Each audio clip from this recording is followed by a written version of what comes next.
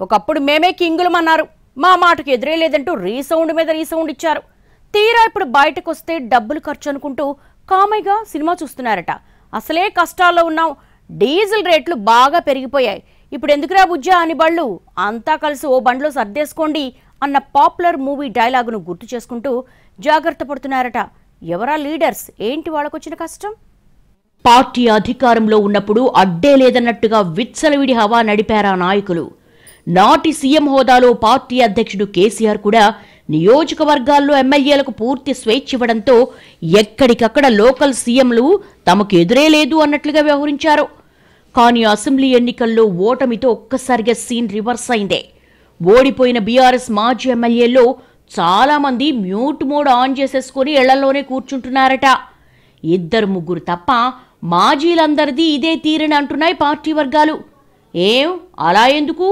ఉన్నట్టుండి మాజీలందరికీ ఏమైంది అంటే, అధికార పార్టీతో ఇప్పుడే పెట్టేసుకుని ఇప్పట్నుంచే ఇబ్బందులు కొని తెచ్చుకోవడం ఎందుకన్నది వాళ్ల ఆలోచనని చెప్పుకుంటున్నారు గులాబీ కార్యకర్తలు.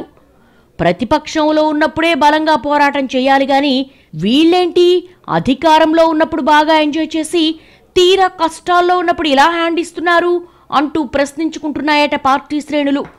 అయితే అదే సమయంలో మరో వెర్షన్ కూడా వినిపిస్తోందట. అటువైపు నుంచి ఇప్పుడే హంగామా చేసి అధికార పార్టీ దృష్టిలో పట్టం ఎందుకన్న వైఖరి ఓ కారణమైతే, అంతకు మించిన ఆర్థిక కారణాలు కూడా ఉన్నాయట. ధర్నాలు, రాస్తారోకోలు లేక ఇతర ఆందోళన కార్యక్రమాలంటూ ఇప్పట్నుంచే మొదలు పెడితే ఖర్చెవరు పెట్టుకుంటారన్నది వాళ్ళ క్వశ్చన్ అట.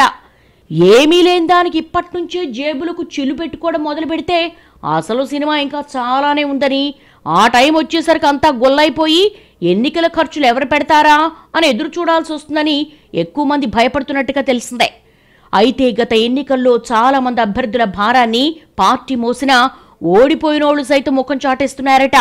ఇటీవల రైతు రుణమాఫీని అందరికీ వర్తింపచేయాలన్న డిమాండ్తో అన్ని మండల నియోజకవర్గాల్లో రైతు ధర్నాలు నిర్వహించింది బీఆర్ఎస్. 4-5 మాజీ ఎమ్మెల్యేలు తప్ప మిగతా వారంతా ధర్నాల్లో పాల్గొనలేదు.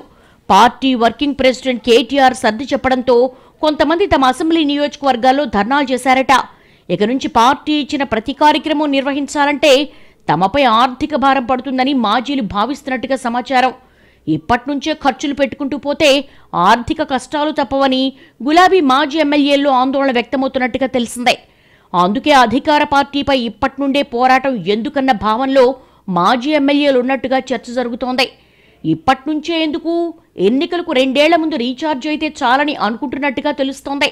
అప్పటికి సిట్టింగ్ ఎమ్మెల్యేలపై ఎంతో కొంత వ్యతిరేకత కూడా పెరుగుతుందని, అది తమకు కలిసొచ్చి పని తేలికవుతుందని కూడా భావిస్తున్నారట. ఇంకొంతమంది మాత్రం తమ వ్యాపారాలకు ఇబ్బందులు రాకూడదు అన్న ఆలోచనతో సైలెంట్గా ఉన్నారన్నది గులాబీ వర్గాల ఇంటర్నల్ టాక్. ఇలా కారణాలు ఏవైనా మొత్తంగా గులాబీ మాజీ ఎమ్మెల్యేల్లో సింహభాగం ప్రస్తుతం యాక్టివిటీస్కు దూరంగా ఉంటున్నారు.